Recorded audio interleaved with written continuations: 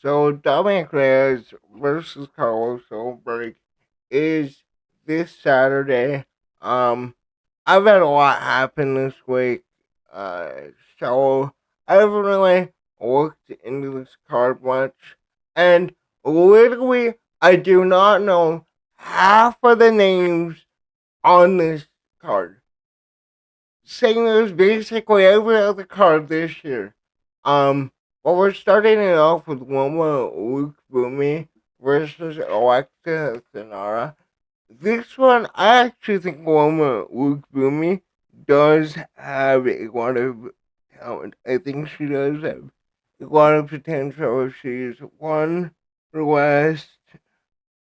Come on. Can you won? She won her last four fights. I forgot who she beat actually. She beat Estela Nunez, Bruno Brazil, Luis Reed, Denise Gomez. She lost to Lupita Godinez, but she is racking up decent wins. Sam Hughes. She lost to Angela Hill, but those aren't bad losses to have in this decision, in this division, right? And then Alexia Thinara, however you said, she beat Molly McCann in her first fight, which you you know the Scouts is that I cannot do a Scouts accent to save the life of me. I do not know how bedtime comes up with the stuff that he does, but like all the power to him. Um, there's nothing here that really jumps off of the page for me as far as wins, right? So I'm gonna go one with Luke Boomy.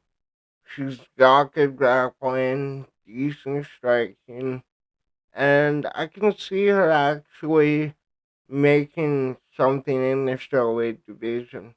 But we move on to Brando Pericic versus Alicia Allison. Brando Pericic. Now, he's coming off of a win over Orion Kenny in SFC. Beat, got another first round KO. Lost to Randall Raymond in a X fight. And then Calvin Fatal. Um, I have no idea who any of these guys are. Um, I'm not even gonna lie. I'm gonna go Perisic here. I think that he has better grappling. Um, again, it's really hard to tell who actually has natural talent and is at the UFC level because most of these guys come in fighting another can, and then the moment they step into the octagon with someone who is actually skilled and at this level, they show that they are nowhere near UFC level. And again, I've been saying this for months. Have guys on the Dana White Contender Series fight multiple fights in the Contender Series the same way you do the Ultimate Fighter. But I'm confident in Perisic here, but we will have to see. Then we move on to Luana Carolina versus Michelle Montego. Now, Luana Carolina. I need to remember who she beat in the last fight. She beat Lucy Foldova by unanimous decision. She got a crucifix back last year in February. Beat Ivana Petrovic. Lost to Molly McCann by spinning elbow. Um, but beat Lupita Gomez. You know, I'm gonna go with Luana Carolina here. The reason is Michelle striking is non-existent. It doesn't exist, man. The few clips of her fights that I've seen, I don't know what the fuck she's doing. Some kind of wax on, wax off shit. Um, so I'm gonna go with Carolina. We then move on to our next fight. I went over it. Damn it. Colby Thickness versus Josias Mushasa. Colby Thickness, he lost his last fight to Alexander Topuria, Topuria's brother. Other than that, though, was undefeated. Had three first round finishes in a row, and he he does have good striking. I think at range he has a chance. But then we go over to Josias Musalasa. He lost Carlos Bell by rear naked choke. But other than that, he has, what is it? One, two, three, four, five, six first round finishes. Um, but I just think he has more power. It's tough. It really is tough. Because I see the talent in Colby Thickness. I'm gonna go. Oh, now I'm second guessing myself. I'm gonna go Musasa by TKO. Probably in the second round. I think Colby Thickness is good, but he leaves himself open a lot on the feet. I noticed that his guard when he's, moving a boxing range or even kickboxing range, you know, I'm not very confident in him really taking the damage well. I'm gonna go Musasa. I'm gonna stick with Musasa. I think he'll probably get it done by late KO. We then move on to Jamie Malarkey versus Ronaldo Bedoya. Jamie Malarkey, you know, you have these guys in the UFC, right? Where you would know when somebody is elite tier, the tier below elite, and then just a average fighter. Jamie Malarkey is the average for the UFC, and that is not enough. Being average in the UFC is still being in the biggest MMA promotion there is. But he got knocked out by Mauricio Ruffy. Got knocked out by Nasser Hawkcross. I know that Ruffy, sorry, yeah, he got submitted by Benoit Saint Denis. But Benoit Saint Denis has been around the top of the division for, what, it's gotta be like 4 years. I forgot when the Poirier fight happened. But it's been a minute. It really has. Uh, Rolando Bedoya, he lost to Jai Herbert, lost to Keenan Song, lost to split decision to Chaos Williams. Um, yeah, this card is horrible. It's horrible. I'm gonna go Jamie Malarkey. Again, it's just because I think he is at the UFC level, but I don't think from what he's shown right now, he has any bit of promise in moving up. How old is he actually? Let's check that out. 31.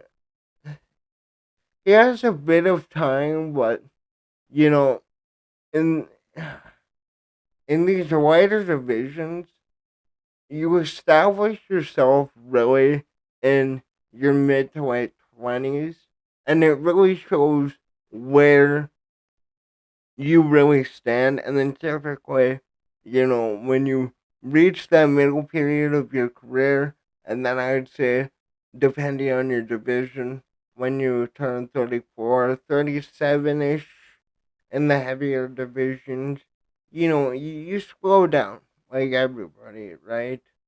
But like, it's it's so weird to me. It really is. Again, we live in the UFC era of anti-fighting, but it should be a good fight. I am looking forward to that one. I think it will be a lot better than people are expecting it to be, even myself. But then we move on to Jonathan Mikloff versus Oban Elliott. Mikloff, 8-1. He's on a 3 for win streak. Beat Kevin Doucette. Won the Contender Series with a first round triangle choke. Submitted Matt Bowie and then knocked out Alden Bates. But it's Oban Elliott from Wales, right? He lost to Siakin and Co. And if you guys have been watching my channel, you guys know, and I want to clarify this has nothing to do with race completely, but these guys coming from the road to UFC are utter fucking garbage. And the stars like Kaya Sakura, uh, Tatsutara, they were given these major jumps to enter that market and establish themselves in the Asian market so that they can go to China, they can go to Japan. They want to be able to go around the world. But again, it goes back to going where the stars are. But again, man, we live in a complete fictional world at this point where, logic and putting in effort is just completely frowned upon. But whatever, it's a near even fight. I'm going, I'm gonna go, hmm, I'm gonna go make one by decision. Um, they both are pretty young, but it's Oban Elliott. I still do not know where he is at. I see once again, really good kickboxer, good in scrambles.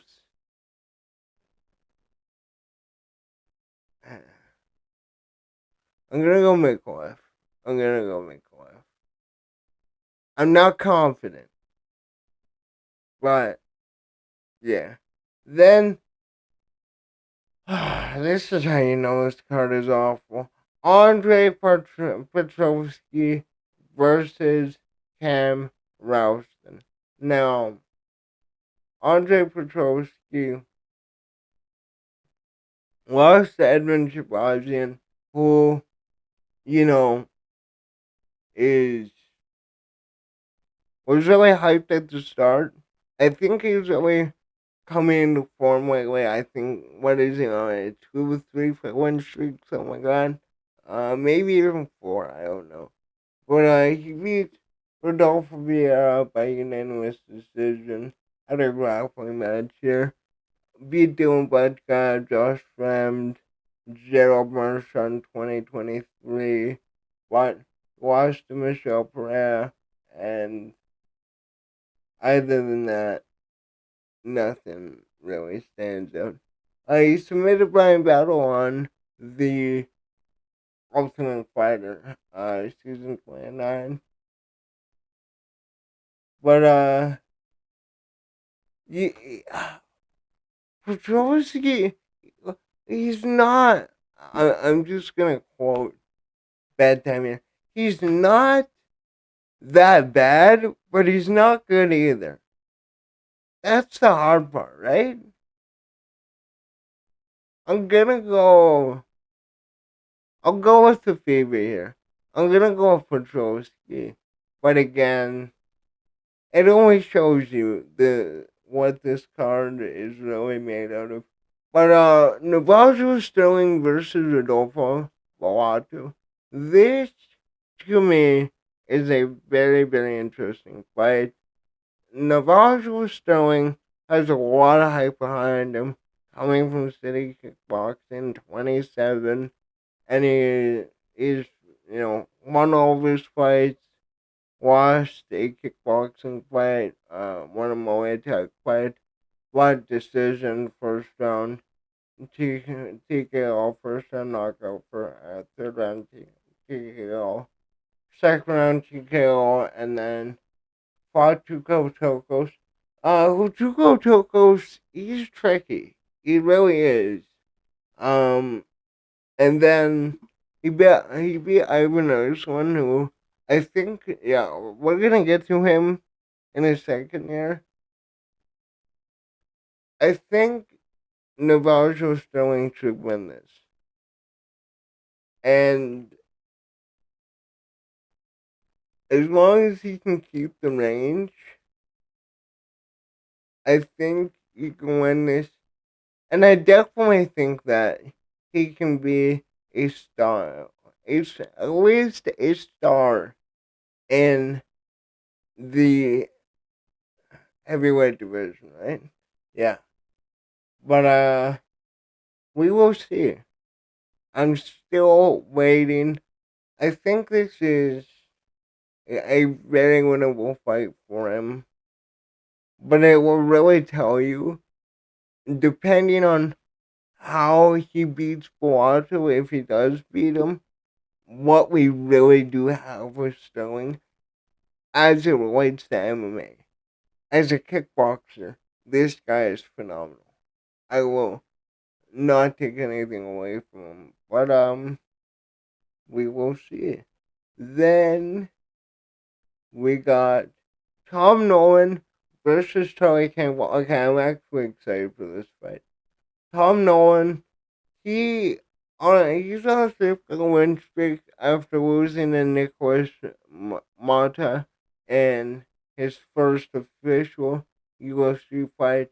Got a kick over Bogdan Grad on the Contender Series, which is a good win. I do think Grad is a tricky fighter. I think he has decent grappling. Boxing, he has his own style. I'll put him at that. I coming out from a win against Vasily Borshev, which Borshev very hit or miss.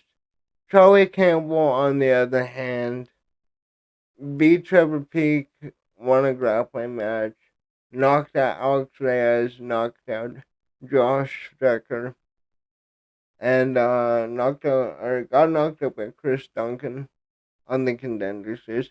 Chris Duncan is good though. He's good. I'm going. Oh, I think.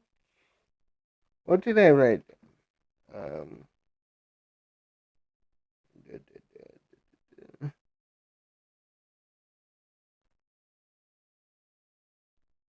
I think it's a clinch. That's what I wrote down. And now that I read it to remember, I kind of think that Campbell, he may have, his moments in the pocket, but I think when they clinch up right, Tom Nolan can land the elbows, land the knees, and get a bunch of damage in. I think I think he'll win by decision. But again, both these guys are absolute units. Now, we move on to Louis Sutherland versus Justin Taffa. This is really the card I am going through. Louis Sutherland, LFL champ, 31. He beat Luke Nealand by first round knockout. You know, lost his fight in Bellator to Slim Tribulesi, Moreno Cacaborn by decision. I have no idea who these guys are. I have no idea who this guy is. I'm going. I'm gonna go Sutherland. I was gonna go Taffa just because I don't know who this is. But like with Taffa, right? I know he's Samoan. It's it's just I. How much can you really look at the regionals and then try and predict the heavyweight division? I know what they say. Oh, heavyweight division, the division of unpredictable. But like, it's either absolute slop or these people just are fat and they don't want to get a job, so they get shirtless, put on shorts, and knock each other out for money. I don't know. We will have to see. I'm gonna go Sutherland. But again, it'd be useful if the UFC would fucking promote these fighters. But it is what it is. Then we get into a pretty big fight here. Jake Matthews versus Neil Magny.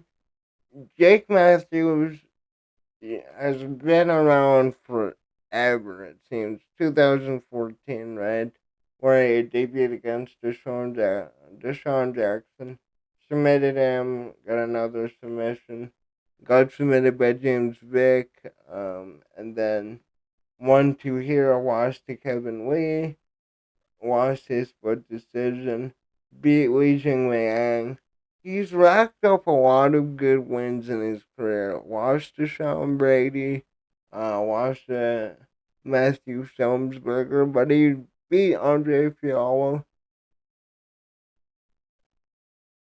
This is really the next step for him to be looked at as a guy moving into the rankings. But Neil Magny is tricky. Neil Magny is a come from behind fighter, right? Um, he'll wait, take a lot of damage in the first and second, and then in the third round, he goes balls to the wall, right? But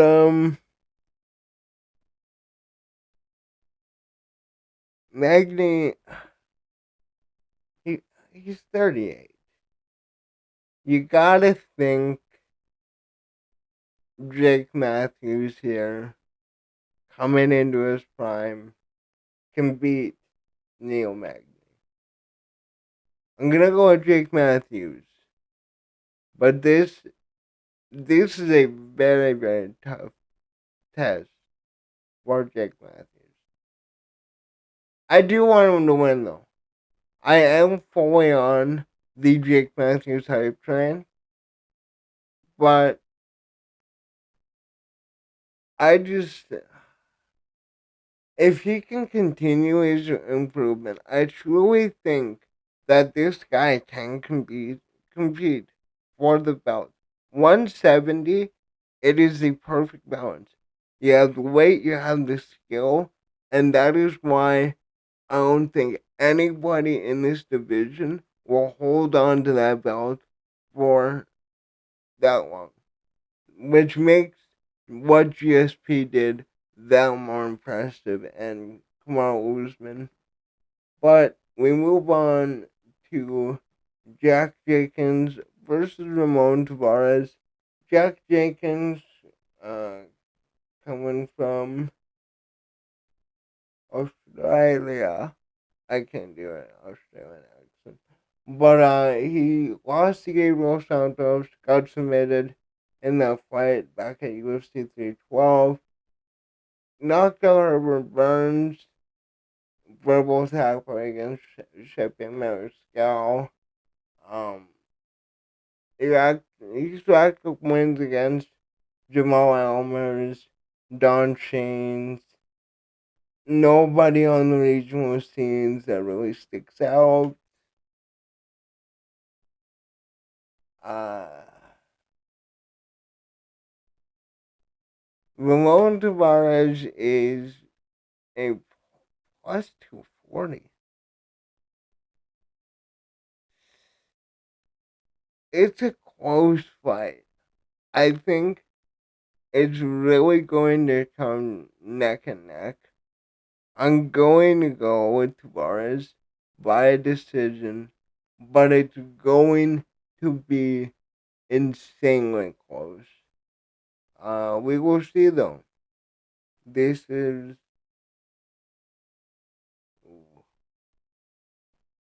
the way Tavares, man. The few fights he's had in the UFC so far, he is a killer. He knocked out Cortavius Romeos on the Contender Series. Lost to Davy Grant, but Davy Grant is good. He's a veteran. He's on a good run himself. But I think he rebounds here. I really do. Uh, it's it's very close. Then we move on to Jimmy Crute versus Ivan Ursman. Jimmy Crute, 13-4-2, training with Alexander Volkanovski. He submitted Marcin Petrino his last fight. Had two draws, two majority draws somehow against Adolfo Villado and Alonzo Manifield. But he got submitted in the rematch with Manifield, knocked out by Jamal Hill, broke his leg against Anthony Smith. He did knock out Bukakis. He submitted Mikhail Zajic, who I've been saying is probably the best unranked middleweight there is. But Sam Alvey knocked him out. Submitted Paul Craig in his first fight. He has a decent resume he's building. And I do think he is getting better with each fight. Ivan Urswan, though, I don't see really anything really. I like come to think of it. I I don't know. I can't even think of I don't know jab right hook nothing nothing. I'm gonna go Jimmy Crute here, and I think he should get it done. I think he can get a submission here, um, midway into the fight. But I don't know. Maybe I eat my words against Ivan Urslan. Then we move on to Carlos Ulberg versus Dominic Reyes, our boy, our Lord and Savior, Dominic Reyes. Even though I am a John Jones fan, right? I am cheering so hard for this guy's redemption arc. I really am. I truly am. Carlos Goldberg, I want to talk about him first. Hey, that looks like the old UFC belt. I miss it. He beat Jan Blachowicz in his last fight. It was a decent fight from what I remember.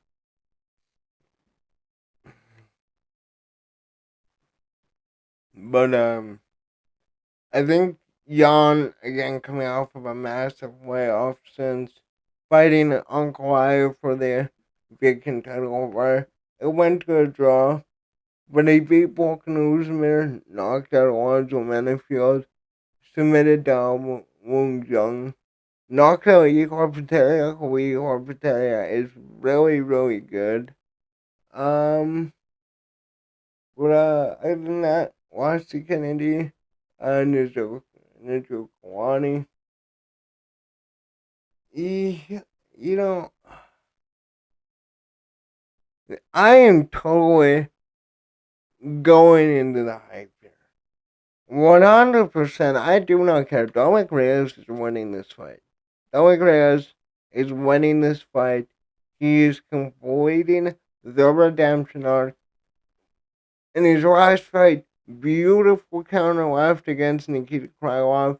Who Nikita Krylov has been inactive, uh, was in the rankings at 205 for quite some time. But, yeah. Knocked out Anthony Smith, knocked out Dustin Jacoby, who Dustin Jacoby is really good. After going on this stretch where he arguably beat John Jones, he should have won that decision. He knocked out Jan Blachowicz, or he got knocked out by Jan Blachowicz the fight after for the vacant title, right? And then spinning elbow against Yuri. Yuri is fighting Club Roundtree, and his only losses are to Alex Pereira, right? He got knocked out by Ryan Spann as well. But after that, you know, I said this in his last fight, right? I I love the redemption arc story. I really do.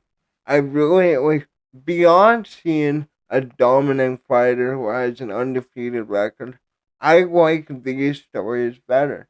That's why I like, Michael Bisping's career stands out to me. Michael Bisping's career is one of the most inspirational things I've ever dug into. Because again, man, he lost his eye while fighting, and he kept fighting and won the fucking title like an absolute G on short notice while he was filming a fucking movie. Michael Bisping is a fucking goat, man. Shout out Michael, man. Um, really hope I get to meet that guy one day. He, yeah. Yeah, he's really inspired me. And I've been a Michael Bisping fan before everybody else did. Before he won the fucking title, I found the guy fucking hilarious. So I'm gonna gatekeep that. But I'm rooting for Dominic Reyes here. Carlos Ulberg is really, really good. He's a really good kickboxer. But I'm buying into the hype. Dominic Reyes redemption arc 2025. We're gonna see him win the belt back in 2020. Well, in 2026. Yeah, that's the year we're heading into. And then he'll become the greatest white heavyweight alive all time. I don't know, but that's what I got for this card again. Can we fucking promote the fights, man? For fuck's sakes, dude. Again, like, I have other shit to do in my day. I pay so much attention to MMA. And I barely know who the fuck is fighting every Saturday. But that's I got. Let me know in the comments down below. Who do you got this weekend? And what do you think about this card? And the lack of fucking promotion from the UFC. Bro, let me know in the comments down below. Um, God bless you. Later.